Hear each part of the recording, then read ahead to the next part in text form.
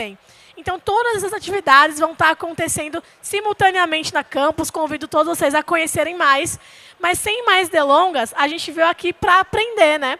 E a primeira programação do nosso Palco Fábricas será com a super empreendedora Daniela Pesce, onde ela vai conversar com a gente sobre como desenvolver uma cultura sólida e eficaz na sua empresa. Seu time orientado por dados. Um tema super poderoso para os empreendedores que já estão no mercado querendo dar esse próximo passo. Dani, é contigo. Seja muito bem-vinda.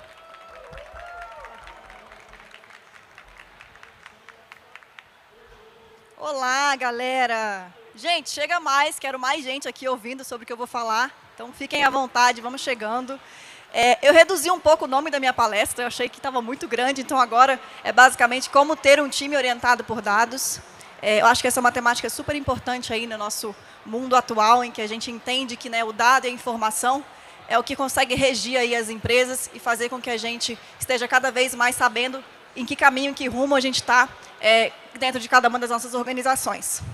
Vou ser bem breve, falar um pouquinho primeiramente sobre mim, para quem não me conhece.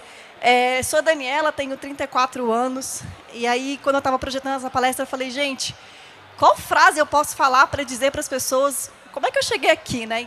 O que eu fiz ali durante o meu tempo de vida, meu tempo de carreira aí, profissional, para estar aqui hoje, podendo passar algum tipo de conteúdo para vocês. E aí eu cheguei nessa frase. Desde 2010, trabalhando o dobro e ganhando a metade. Quem é empreendedor aqui sabe que isso acontece com praticamente todo mundo que está empreendendo. Então, a gente passa ali, a gente vê nossos amigos dentro de corporações grandes e tal, ganhando dinheiro, e a gente ralando o dobro, e nem sempre ganhando tanto quanto eles, né? Então, graças a Deus, hoje, nem tanto, né, na segunda parte aí do ganhando a metade, mas trabalhando o dobro. Quem é empreendedor sabe que está sempre fazendo isso. Então, contando um pouquinho da minha história para vocês, já tive empresa de consultoria de imagem, já tive uma marca de biquínis. E aí, meu último empreendimento, antes, né, da Build, que é meu empreendimento atual, eu tive uma agência de publicidade, chamava Arco. E aí eu vou contar um pouquinho para vocês da trajetória aqui dentro da Build. Antes de mais nada, queria falar também que eu não sou palestrante, né? Então, só a operação entende o que é um comercial quando não está bem alinhado. Então, já alinhando aqui para vocês, não sou palestrante, então me interrompam até se vocês quiserem para fazer perguntas e tal. Estou aqui mesmo para a gente bater um papo e tirar alguma ideia legal a partir de agora. Então, antes de falar um pouquinho sobre como ter, né, um time orientado por dados, eu queria falar um pouquinho da trajetória da Build, que é a minha empresa hoje. A Build começou como uma agência tradicional, então a gente, né, nós somos incorporados ali, eu e a Vanessa, minha sócia, que era minha sócia da agência na época, fomos convidados pelo Antônio para começar a desenvolver uma tecnologia que pudesse escalar o serviço de agência. Então, esse era o nosso grande motivador ali no início. E aí, a gente fundou ali em 2018 a Build. Em 2019, a gente chegou no que a gente entendeu que era uma agência de bolso. O que era uma agência de bolso? Era como se fosse um Uber da publicidade. Vocês estão conseguindo me ouvir bem? Está dando para ouvir? Tem que falar mais alto, beleza. É como se fosse um Uber da publicidade. Então, a gente conectava o serviço de agência, né, os serviços ali de criação de posts de rede social, criação de site, de marca, de tudo que tinha ali dentro de uma agência de publicidade, com micros e pequenos empreendedores. Então, pessoas que precisavam daquele serviço, acessavam aquele aplicativo para conseguir ali acessar, né, um serviço de publicidade num valor um pouquinho mais baixo. Então, a gente tinha esse propósito de conseguir democratizar a inteligência de marketing, né, o marketing para pequenos negócios. E esse ainda continua sendo o nosso propósito. E aí a gente entendeu, depois da gente fazer muito laboratório, né, com os nossos clientes, a gente construiu junto com o nosso cliente tudo que a gente fez até hoje, a gente entendeu que o pequeno empreendedor, ele pedia por uma rede social atualizada, né, ele falava, cara, meu concorrente tem um Instagram lindo, então eu preciso ter um Instagram lindo também. Mas, no final das contas, o que ele queria ver, o que ele queria ver dentro do negócio mesmo dele, era vender mais.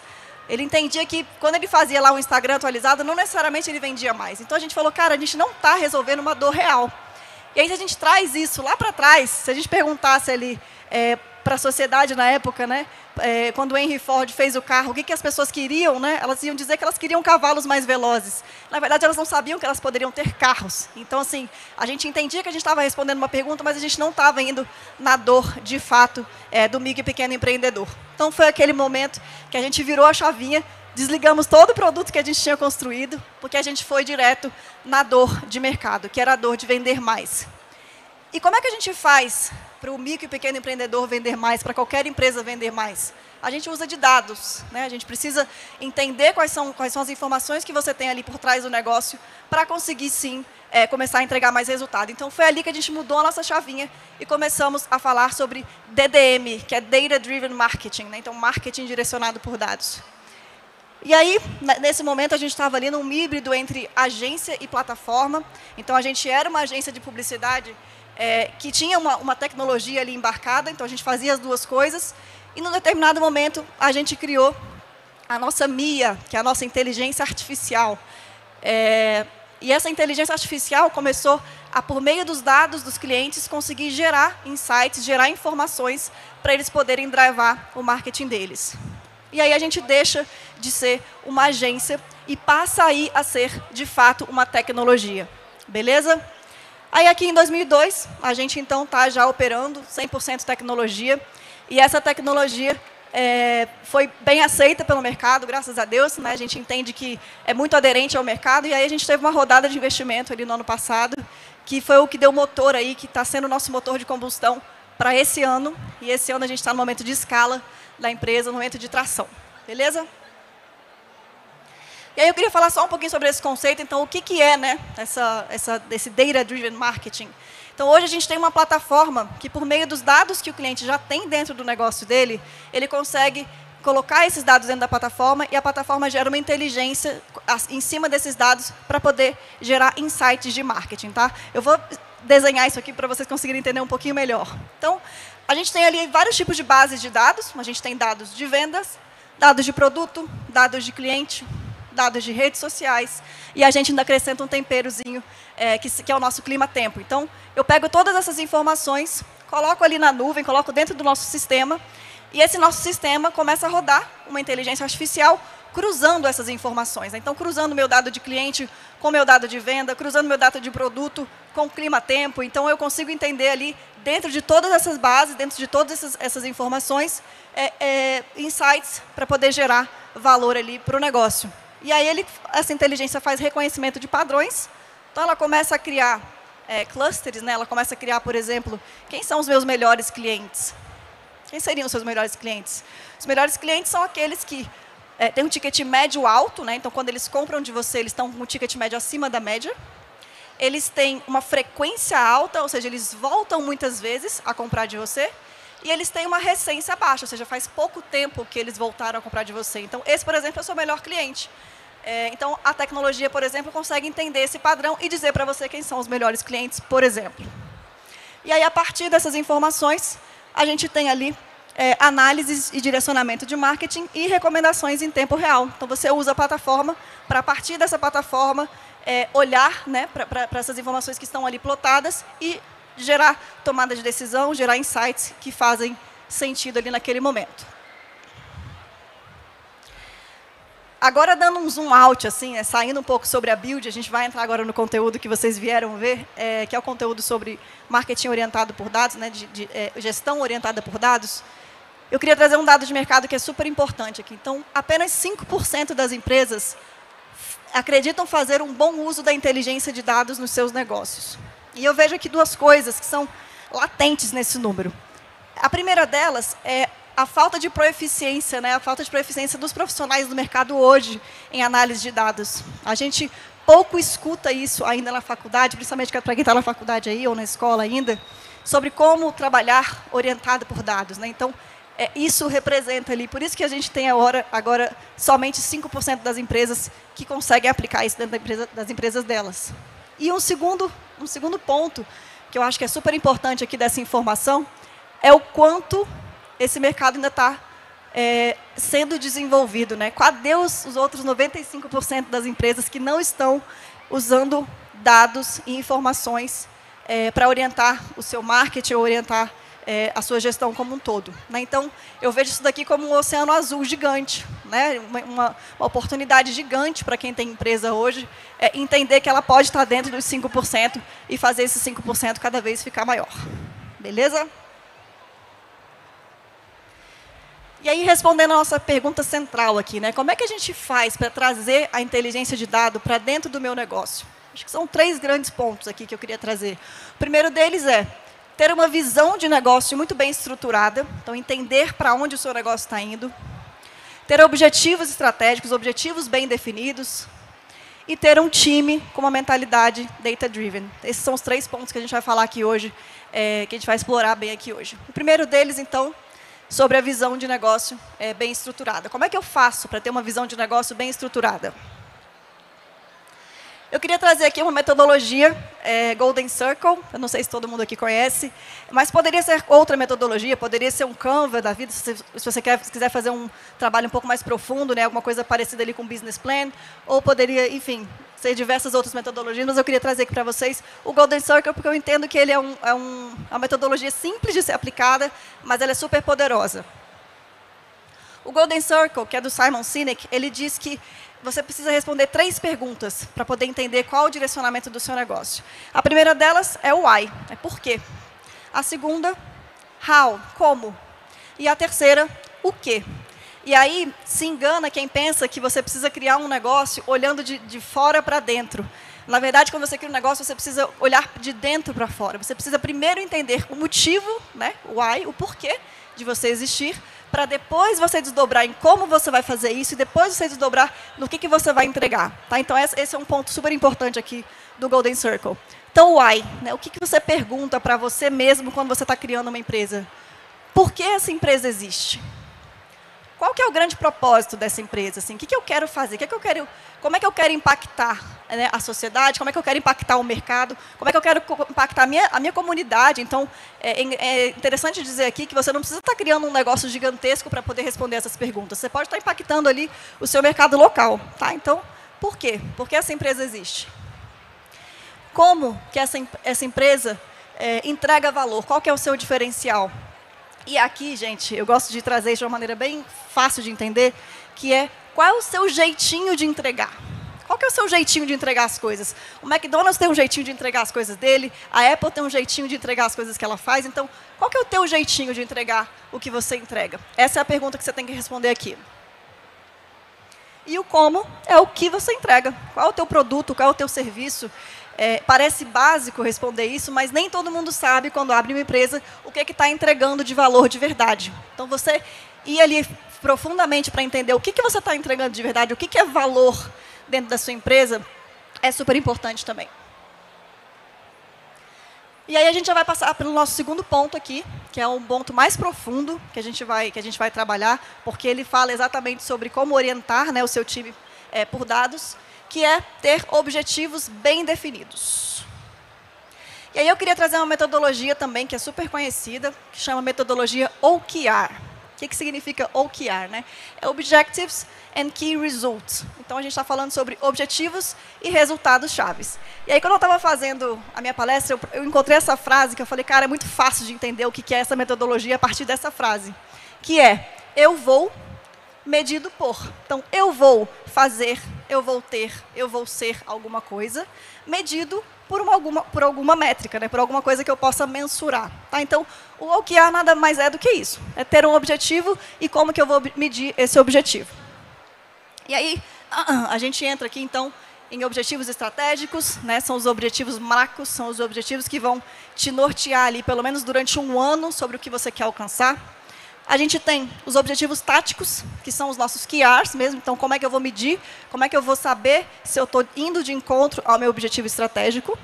E os objetivos operacionais, que são as tarefas que a gente vai desenvolver. Eu vou trazer exemplos aqui para isso aqui ficar mais palpável também. Então, primeiro, estabelecer objetivos estratégicos, o primeiro de todos. Lá na Build, eu vou trazer um exemplo para vocês entenderem na prática como é que isso funciona. Lá na Build, a gente tem 3 objetivos estratégicos esse ano. Um deles é criar o maior ecossistema de marketing direcionados por dados do Brasil até o dia 31/12/2023.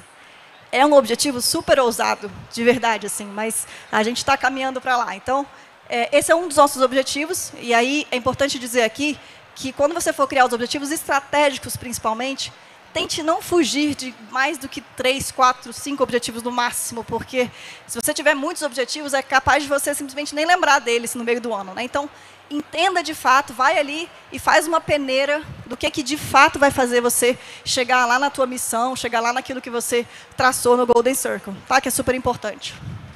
Então, temos aqui um primeiro objetivo estratégico. Aí a gente passa para os objetivos táticos, que são, né, os KRs, são os resultados chaves, que é quando a gente vai responder como que eu vou dizer para o meu objetivo estratégico que eu estou indo de encontro a ele. Eu vou medir isso. E como é que eu meço isso? No nosso caso aqui, a gente tem alguns mais do que esses, mas no nosso caso seria realizar 5 meetups em Brasília com 300 participantes no total, até o dia 31/3, que foi a nossa meta agora do trimestre que acabou de passar. Realizar 4 webinários com 200 participantes no total, até dia 31/3. Então, a gente divide o objetivo estratégico, que poderia durar ali um ano, em quarters, né, em trimestres, e aí dentro do trimestre você precisa dar um passinho para frente. No próximo trimestre você dá mais um passinho para frente. E aí você entende que no final do ano você conseguiu conquistar aquele objetivo com sucesso.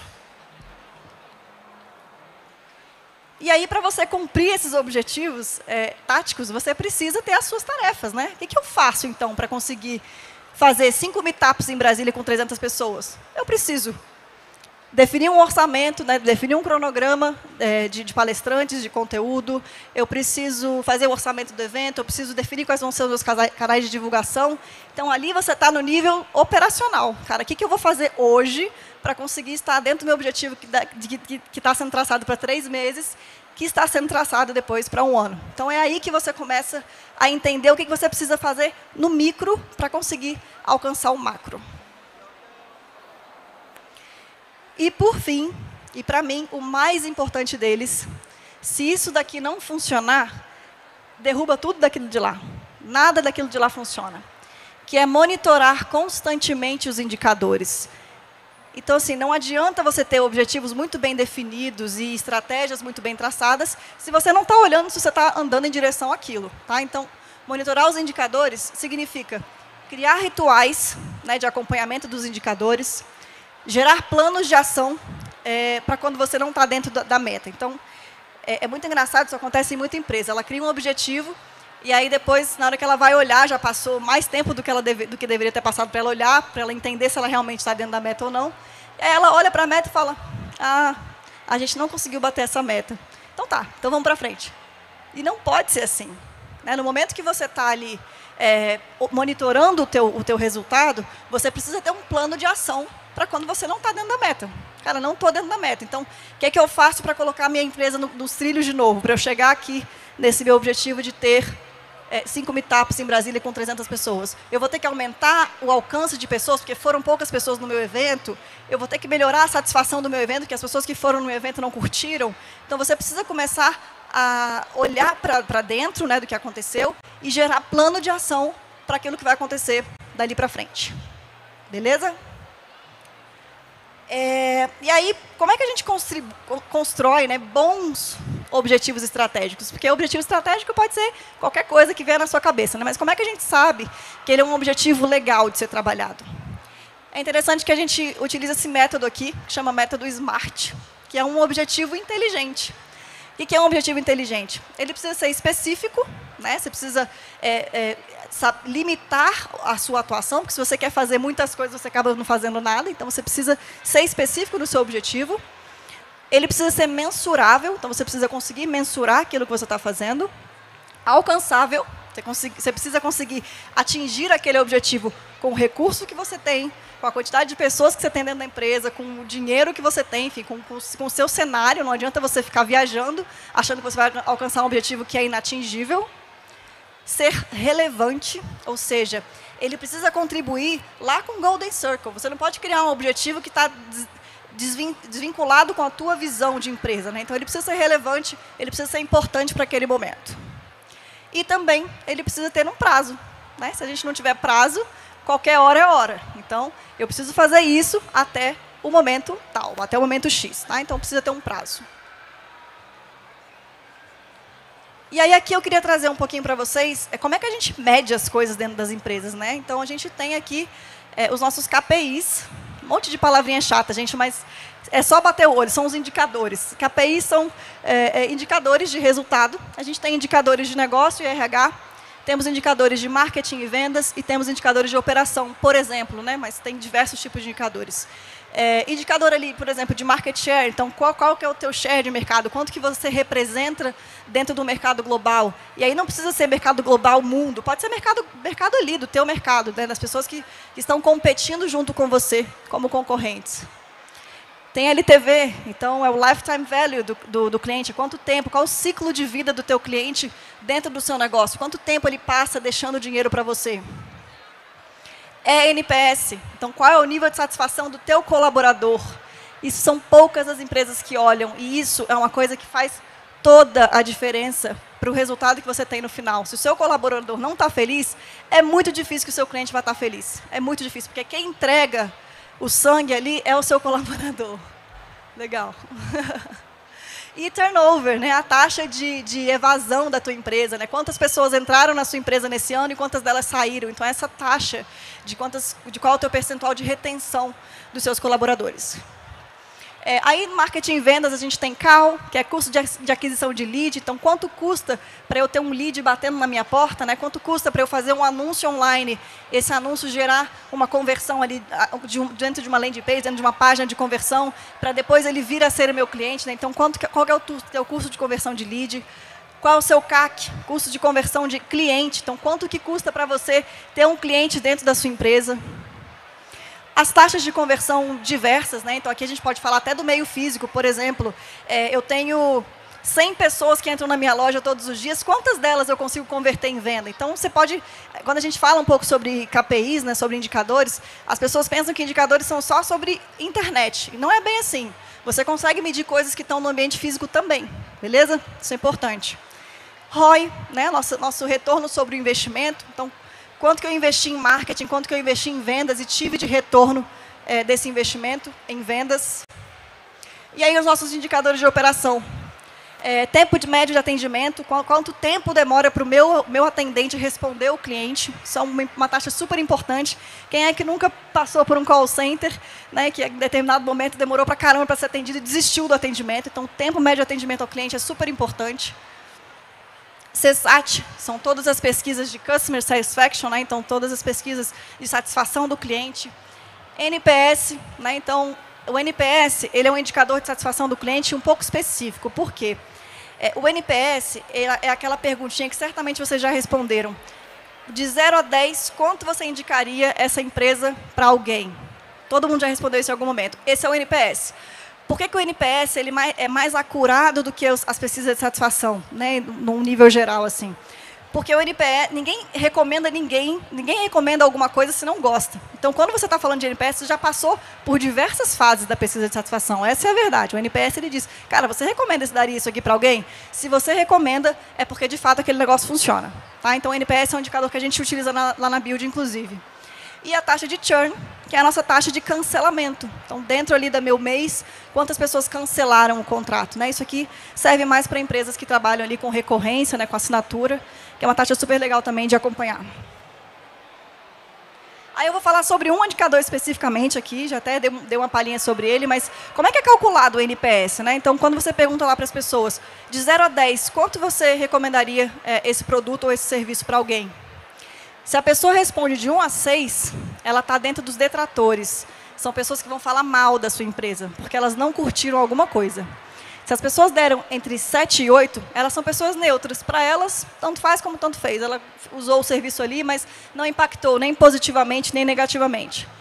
E 9 e 10 são os promotores. São as pessoas que gostam da sua marca, que vão recomendar a sua marca e que vão trazer mais novos clientes. Então, o que a gente tem que olhar para cá? Para o cálculo, né? O nosso cálculo de NPS, ele inclusive tira os neutros. A gente nem olha para os neutros, porque os neutros eles não fazem muita diferença. Agora, se você tiver um percentual alto de detratores e um percentual baixo de promotores, os detratores estão ganhando dos promotores, obviamente. Né? Então, você precisa manter cada vez mais o teu percentual ali para os neutros ou promotores, mas especialmente para os promotores, para você conseguir antecipar, você conseguir fazer com que os detratores não acabem com a sua marca.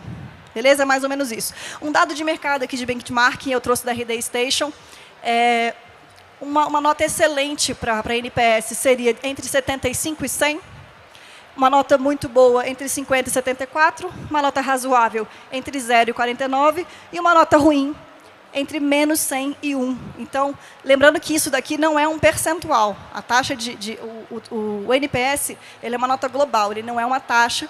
Então, a gente olha aqui que ele poderia ser, inclusive, negativo. Se você tiver só detratores, você tem um percentual negativo. Perfeito?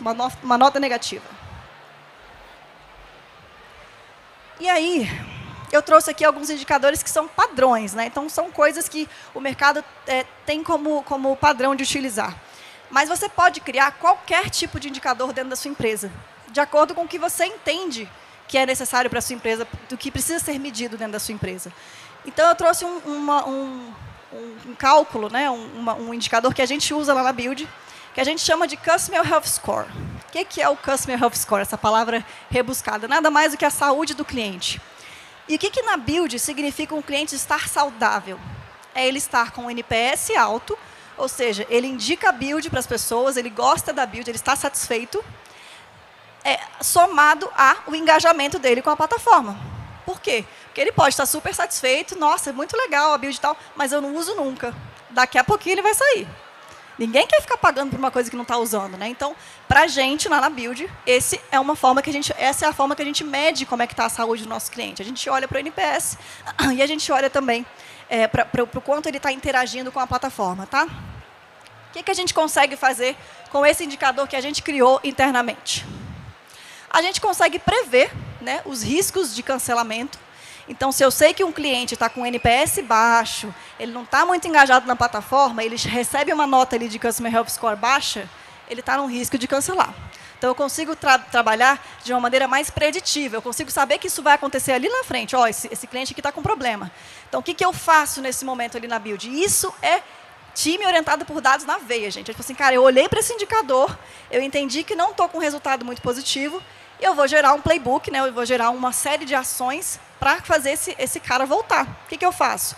Entro em contato com o cara, marco uma reunião de videochamada, explico para ele sobre a plataforma de novo. Eu tenho ali diversas ações que eu faço para voltar o cara para o nível positivo. Tá? Então, isso é orientar por dados. É você olhar o dado e tomar uma ação a partir daquele dado. E também, no melhor dos cenários, o que todo mundo quer, é um potencial de upsell, né? Então, se o cliente está com NPS alto, né, ele está satisfeito e está interagindo muito com a plataforma, naturalmente, ele poderia gerar um upsell, ele poderia comprar mais daquela empresa. Então, ali já vem uma green flag ali para a gente, dizendo, olha, essa pessoa poderia estar comprando mais de você, então vamos tentar gerar um upsell para ela. E agora, por último, e para mim o mais importante de verdade de todos, é ter um time com a mentalidade data-driven. Temos aqui alguns builders com essa mentalidade. Eu vou explicar para vocês o que é essa mentalidade data-driven. A mentalidade data-driven não é sobre usar dados nas tomadas de decisão.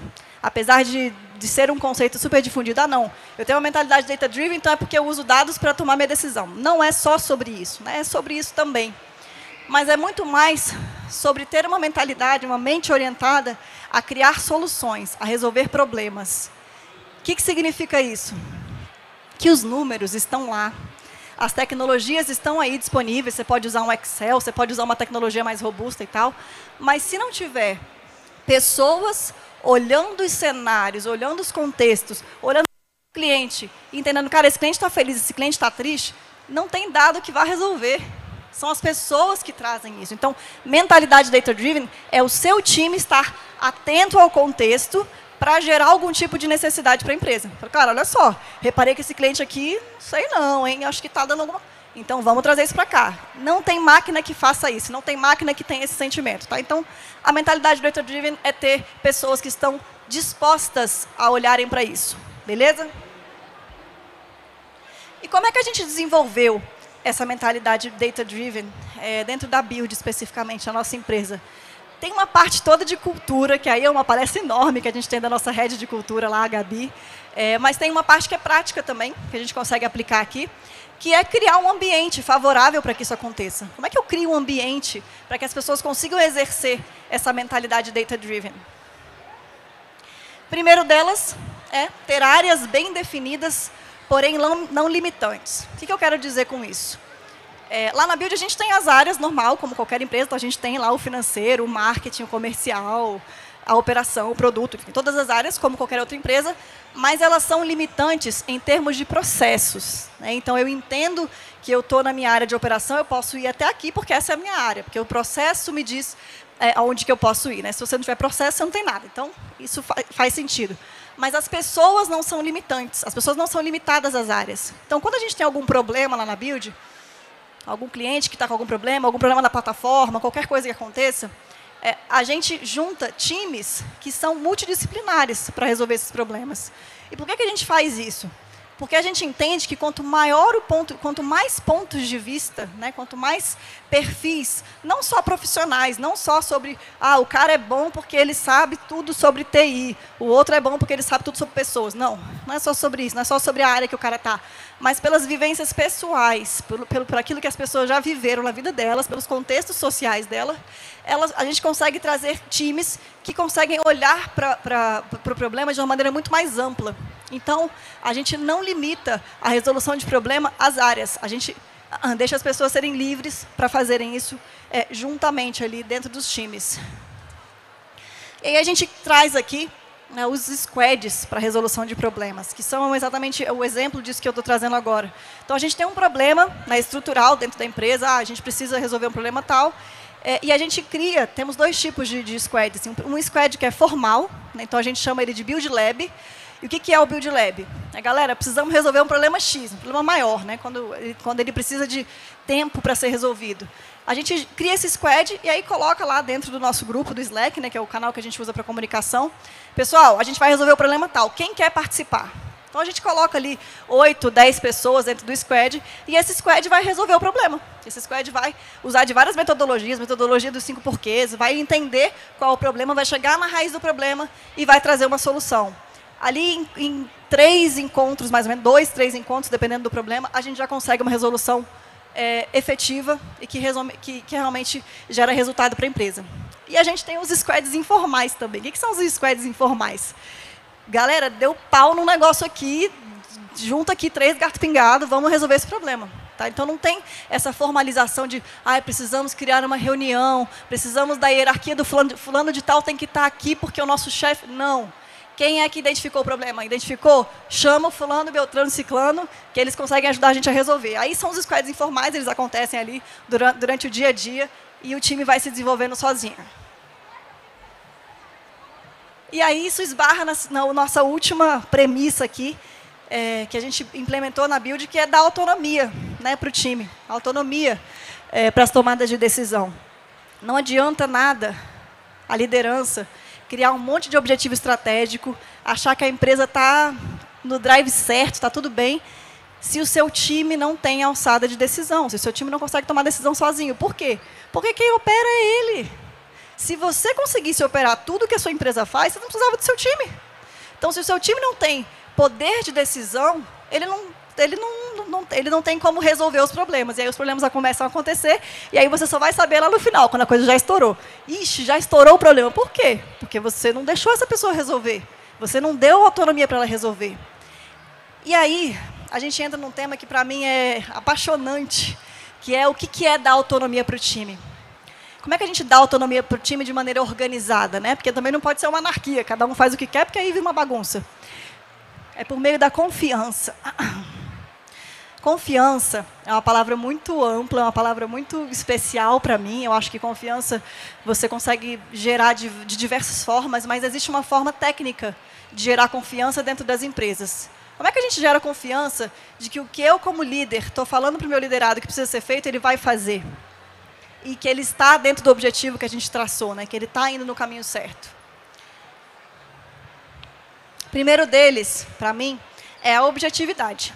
né? Então, você precisa ser objetivo. Seu time precisa entender o que você está querendo, né? O que você, como líder ou como empresa, está querendo fazer, o que ela está querendo fazer. Então, primeiramente, né, os indicadores precisam ser bem definidos e alcançáveis, já falamos bastante disso. Tell it like it is, para mim é uma expressão muito importante, que é nada mais do que dizer a verdade. E parece tão básico isso, né? Cara, fala a verdade para o seu time. A gente percebe muito no mercado que os empreendedores, eles nem sempre dizem a verdade para os seus funcionários. E aí, o que acontece quando você não diz a verdade? A pessoa não sabe o que está acontecendo, ela faz pelo jeito que ela acha que é. Então, quando você está no momento da empresa, que é um momento muito negativo, cara, estamos mal de caixa, estamos sem cliente, estamos aqui se lascando para conseguir pagar o seu salário, inclusive, você vai e omite isso do funcionário, qual é o poder que ele vai ter de conseguir mudar essa realidade? Nenhum, ele não sabe o que está acontecendo. Então, você precisa dizer isso para ele.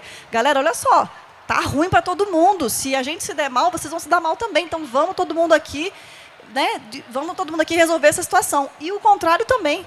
Galera, a nossa empresa está super bem, estamos ganhando dinheiro, vamos distribuir dinheiro aí para todo mundo. Bora lá, vamos trabalhar com comissão, vamos trazer mais cliente. Então, dizer a verdade parece ser uma coisa muito simples, mas ela não é, porque ela não acontece dentro da maioria das empresas.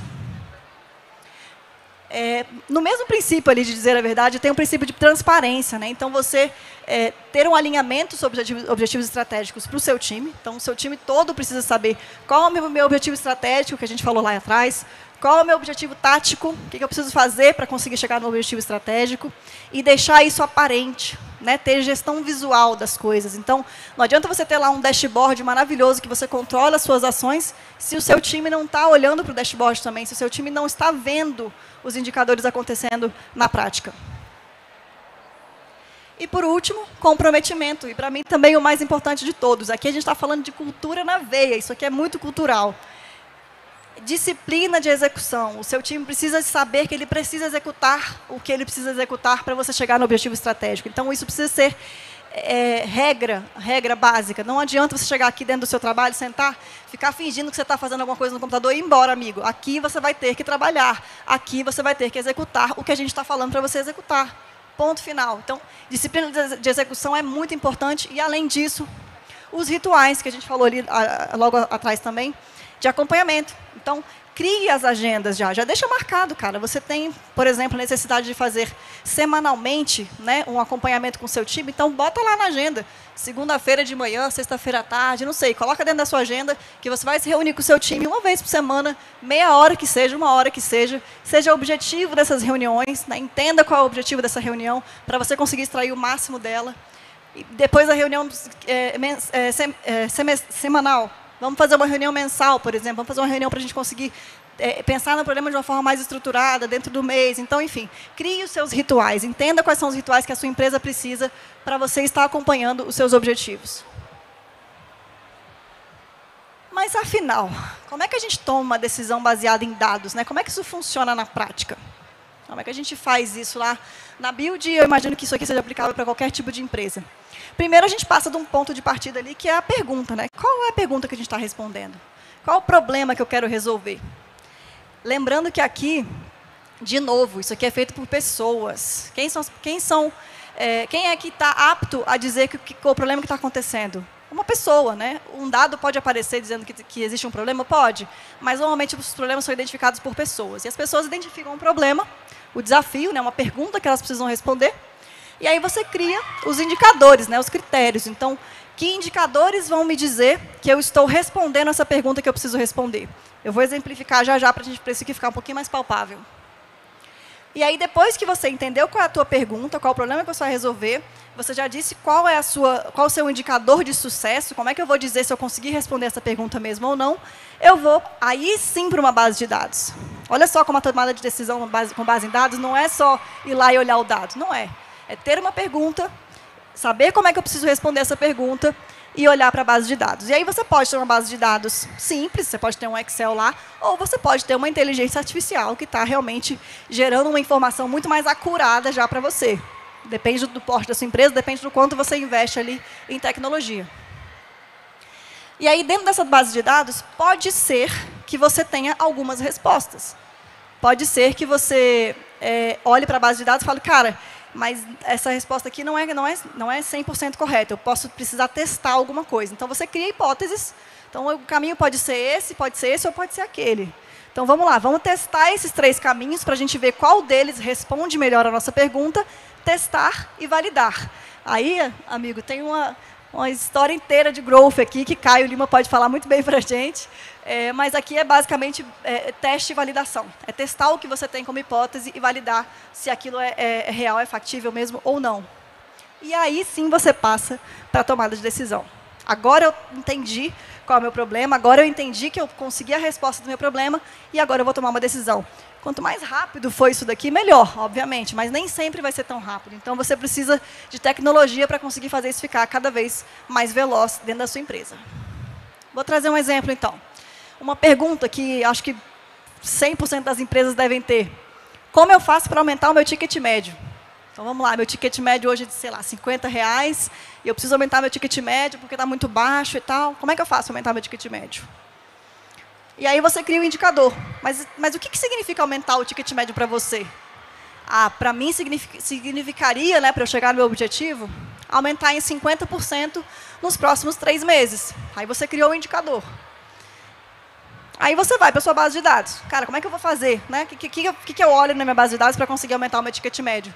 Eu olharia para o comportamento de venda dos produtos.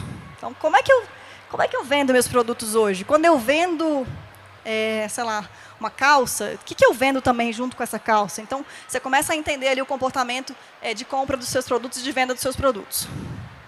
E aí uma resposta poderia ser, por exemplo, eu vou fazer uma promoção que quando você compra parmegiana, você ganha 10% de desconto no mousse de chocolate. Por quê? Porque eu entendi pela minha base de dados que quando eu vendo parmegiana, eu também tendo a vender mousse de chocolate. Então, você induz a pessoa que comprou parmegiana a também comprar o mousse de chocolate, e aí você aumenta o seu ticket médio. Então, essa seria uma forma extremamente prática de resolver um problema, e aí a Build é uma ótima resolução para isso daqui.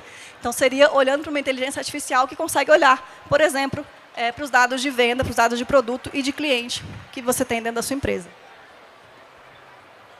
Estou terminando, gente. Então, queria falar um pouquinho sobre tomada de decisão, né? Então, decisões que são baseadas em dados, elas deixam de ser opiniões para se tornarem fatos que necessariamente precisam ser interpretados por pessoas. Quando que a opinião deixa de ser uma opinião e passa a ser um fato? Quando o número mostra isso para a gente.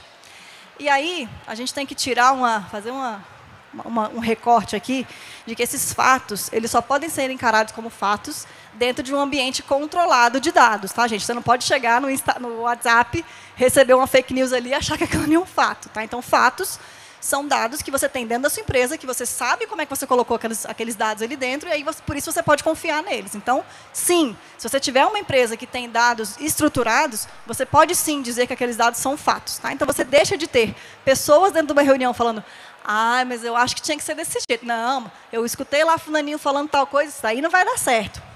Você lima isso da sua empresa e você passa a olhar para a informação que é um fato, né, que foi colocada por um número. E aí, sim, você pode gerar algum tipo de tomada de decisão em cima daquilo. Tá? E aí, esses fatos, né, eles precisam ser interpretados por pessoas. Não adianta você ter lá a informação e ninguém fazer nada com aquilo. Então, as pessoas vêm para interpretar isso. E é muito comum, nós, pessoas, né, que temos sentimentos, trazemos o nosso feeling nesse momento. Né? No mundo corporativo, o sentimento é o feeling. É o que a gente sente. E a gente não tem como anular o sentimento, né, da nossa vida, a gente simplesmente sente. Né? Nós somos seres humanos e nós sentimos. Então, quando a gente está fazendo uma interpretação de dado, tomando uma decisão a partir de dado, é importante que a gente não deixe o feeling nos enganar. Por quê? Porque a gente tem uma coisa também dentro da gente que chama ego. E o nosso ego vai ficar na nossa cabeça falando, mas você já sabe qual é a resolução disso daqui. E aí você vai tentar desvirtuar o dado para suportar, para dar suporte àquele feeling que você teve. Então, eu vou encontrar algum jeito aqui de mostrar com o número o que eu estou querendo provar. Então, não. Isso é um erro crasso, assim. Então, não faça. Deixe o seu feeling de lado, nesse momento, e vá diretamente ali, friamente, analisar aquele dado. Para finalizar, queria mostrar para vocês um pouquinho de plataformas de gestão. A gente tem aí, a gente usa na Build o Asana, uma plataforma de gestão super legal, ela é gratuita. Se você quiser ficar no modelo mais avançado e tal, você paga, mas a versão gratuita já é super legal. Temos o Gira Software, o Gira eu acho que é o grande, né, da parte de TI, de produto e tal. Então, para quem trabalha com tecnologia, o Gira é um master aí das tecnologias. Sense Data, a gente usa também o Sense Data na operação da Build. O Sense Data é um programa bem plástico, assim, você consegue montar ele do jeitinho que você quer para colocar os dados ali dentro, então recomendo, mas ele é caro, ele não é um software gratuito de largada, então, se você ainda está começando, eu recomendaria até mais o Asana e o próprio Trello também, que já resolve bastante os problemas. Tem a Build, né? A Build para você orientar o seu marketing a partir de dados, então, é uma ferramenta maravilhosa, sou suspeita para dizer, mas é uma ferramenta que te dá aí sustentação sobre o seu comportamento de cliente, seu comportamento de compra e de venda para tomar decisão de marketing. Tem o Monday, Run It, tem a TOTUS também. A TOTUS tem uma infinidade de tipos de sistema de gestão. E o Pipefy também, que é uma ferramenta paga maravilhosa também para quem quiser investir em uma ferramenta super customizável, eu acho excelente também para se trabalhar. Beleza? Era isso que eu tinha para falar para vocês. Espero que vocês tenham gostado. Minha segunda palestra da vida, então espero que eu não tenha falado muito rápido. Mas estou aí para responder perguntas, ficar com vocês mais um pouquinho, se a gente tiver tempo, tá bom? E muito obrigada pela participação de todos vocês. É uma honra estar aqui falando dentro da Campus Party. E vamos abrir para perguntas, então. Temos dúvidas aqui? Quem mais? Levanta a mão que coloca na filinha. Parabéns. Para a primeira palestra que eu assisti aqui, estou maravilhada. Obrigada, parabéns mesmo. Eu tenho 2 perguntas, vou falar rapidinho para dar tempo de todo mundo Se for difícil, eu vou chamar meu time. Não, tranquilo. Na parte dos OKRs, como é que vocês fazem esse monitoramento? E como a Build, aí a segunda pergunta, como a Build trata os clientes que não têm esses dados? Porque vocês lidam com os dados. E aí, eu não tenho esses dados. Como vocês fazem alguma coisa para conseguir esses dados e conseguir utilizar a inteligência artificial nisso? Perfeito. Sobre a primeira pergunta, nós temos nossos rituais para monitorar os nossos OKRs. Então, a gente tem uma pessoa especificamente dentro da Build, que é o nosso Head de Performance. Ele fica olhando para tudo isso, levando isso para as lideranças. Então, isso acontece semanalmente, isso acontece todos os meses. A gente temos os rituais mensais, onde a gente fala para o time todo como é que tá, né, como é que estão os nossos indicadores, por exemplo. Então, a gente tem esse acompanhamento. Ele é feito por alguns sistemas, a gente faz um pedacinho dele dentro do Asana, o pedacinho operacional a gente faz dentro do Sense Data. Então, os dados eles ficam ali em 2 sistemas diferentes, que a gente compila depois para gerar os gráficos. Então, é basicamente assim que a gente gere hoje. E sobre clientes que não têm dados, engana-se você que você não tem dados. Vamos lá. Os dados de clientes da Build, a gente busca a partir das notas fiscais. Então, se você tem uma empresa hoje formal e você emite nota fiscal, você já tem aí dado de venda, dado de produto e talvez dado de cliente. Vou dizer por que talvez. O dado de venda de produto, ele vem dentro da nota fiscal. Então, eu sei que eu vendi hoje uma calça, então ela está ali dentro da nota. E aí, você olha para a frequência de venda, por exemplo, sabendo que você vendeu hoje, depois essa nota fiscal foi emitida mais uma vez com esse produto dentro, você vendeu amanhã, então, a partir dali, você tem essa informação. E o dado de cliente, a gente tem 2 formas de conseguir.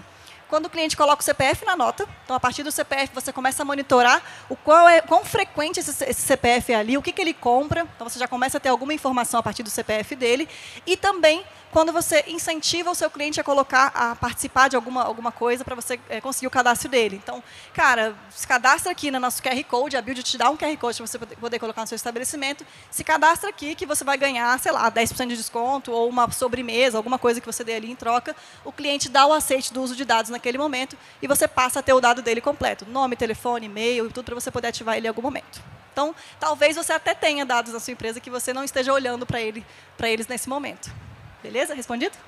Dicas valiosíssimas. Temos mais perguntas na plateia? Opa, mais um aqui.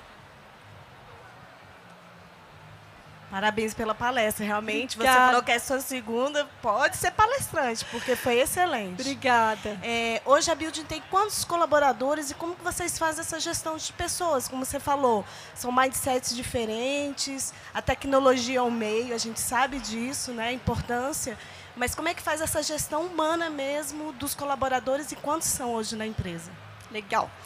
Hoje na Build nós somos 42 colaboradores, se não me engano. A grande maioria deles fica aqui em Brasília mesmo. Nós temos uma sede ali numa casa no Lago Sul, uma casa super gostosa. Isso é uma parte da nossa cultura também. A nossa própria casa, ela cria um ambiente muito familiar. Então as pessoas que entram ali, elas se sentem acolhidas e tal. Então a gente tem um ambiente muito agradável. Temos algumas pessoas que estão em São Paulo e temos uma pessoa também que está em Porto Alegre. Essa gestão ela é feita por basicamente 2 pessoas do time hoje. Então a gente tem hoje metodologias mesmo de gestão de cultura. Então, a gente tem os nossos processos de... Cara, por exemplo, nosso happy hour é sagrado. Sexta-feira, a galera fica lá. Aconteceu uma coisa na Copa que eu falei assim, gente, isso não acontece em empresa nenhuma. Na Copa, as pessoas ficavam para assistir o jogo na Build. Eu falava, gente, vai para casa. Não é possível. Não, a gente quer assistir aqui todo mundo junto. Então, a gente criou um arcabouço de cultura, né, que faz com que as pessoas se relacionem entre si para muito além da empresa, sabe? Então, elas se sentem parte do projeto, a gente faz isso acontecer ali dentro e isso flui naturalmente, assim, sabe? Então, a gente tem nossas regras de gestão ali para que isso aconteça, mas isso já está ali super enraizado em quem está ali dentro da Build, com certeza. Beleza? Obrigada. Temos mais perguntas na plateia? Dá tempo para mais uma. Aqui, boa. Adorei a palestra, Daniela tá uma boa palestrante. Obrigada, obrigada. Eu queria saber como é que vocês fazem para lidar com a implementação de novas tecnologias para os analistas dentro da Build. Por exemplo, a gente tem o ChatGPT que está vindo aqui faz pouco tempo e eu queria saber como é que vocês lidam. Tipo, vocês permitem eles usarem para fazer o código e implementar tranquilamente ou vocês exigem algo mais do feeling pessoal, né? Porque, querendo ou não, o ChatGPT hoje em dia ele já consegue ler um banco de dados, gerar análise a partir deles, etc. Só que ele não tem tanto esse feeling, né? E aí eu queria saber como é que vocês lidam com isso. Vou dizer que a galera está começando a usar sim, mas isso ainda não está formalizado dentro da empresa de como a gente vai incluir o ChatGPT. A gente já até ligou para eles para entender se a gente conseguiria incluir o ChatGPT especificamente na Build, porque a gente conseguiria potencializar ainda mais o que a gente faz. Mas qualquer tecnologia nova que surja, a gente necessariamente precisaria criar um lab, entender como é que essa tecnologia vai ser implementada e a partir dessa informação, né, a partir da gente dissecar mesmo como é que isso vai ser feito, aí sim a gente poder dar uma resposta. Mas ChatGPT ainda não está dentro da Build, mas é possível que ele venha a estar dentro da Build também em algum momento. Beleza? Valeu. Eu queria saber também uma pergunta mais orientada aos dados. Perfeito. Quando vocês encontram a empresa que, por exemplo, tem o dado de quantidade do item que eles venderam, o item e o valor do item. E aí tem o CPF por cliente, que vai ter na nota fiscal provavelmente. Exato. Porém, alguns clientes não inserem esse CPF. Perfeito. Não tem essa necessidade de inserir. Perfeito. E aí eles ficam como clientes anônimos, né? Você não vai ter um padrão deles. Você não vai saber como é que eles aparecem. Como é que vocês lidam com esse tipo de dado faltante? Perfeito. Você pode vir trabalhar na Build, hein, rapaz? Por favor. Vamos lá. Para a gente, um percentual de CPF acima de 50% já representa... A gente já consegue clusterizar a partir disso, tá? Então, o cliente não precisa ter 100% de todos os CPFs na nota. É óbvio que quanto mais percentual de CPF ele tiver, mais acurada vai ser a resposta, né, do dado. Mas se ele tiver ali em torno de 50% para cima, a gente já consegue fazer as clusterizações, a gente já consegue dar um dado que é real para ele, independente se ele tem ali 100% dos dados. A gente sabe que é difícil mesmo conseguir 100% dos CPFs. Então, existem estratégias que a gente faz para o cara conseguir cada vez mais, mas se ele tiver 50%, está tranquilo. Tá bom? É isso. Obrigado, Daniela. Ótima palestra, viu? Obrigada. Valeu demais. Será que vamos sair com a relação de negócios aqui também acontecendo? A contratação talvez, uma parceria? Tudo é possível aqui na Fábrica de Empreendedores, né? A gente atrai esse tipo de público. Ainda dá para mais uma pergunta, se for rápida. Alguém quer fazer mais uma pergunta para a Dani? Além do cachê dela para uma palestra, né? Que eu já vi que todo mundo já gostou dela como palestrante, quiserem contratar a Dani depois para dar palestras, ela deve estar planejando já seu Media Kit. Bom, então, se não temos mais perguntas, queria te agradecer, Dani, você arrasou na sua palestra realmente, muito bem explicativa, acho que deu para abrir a mente das pessoas que estão aqui. Parabéns. Obrigada, prazer estar com vocês aqui. Valeu, quem gente. Quem quiser seguir a Build, tem redes sociais, contato?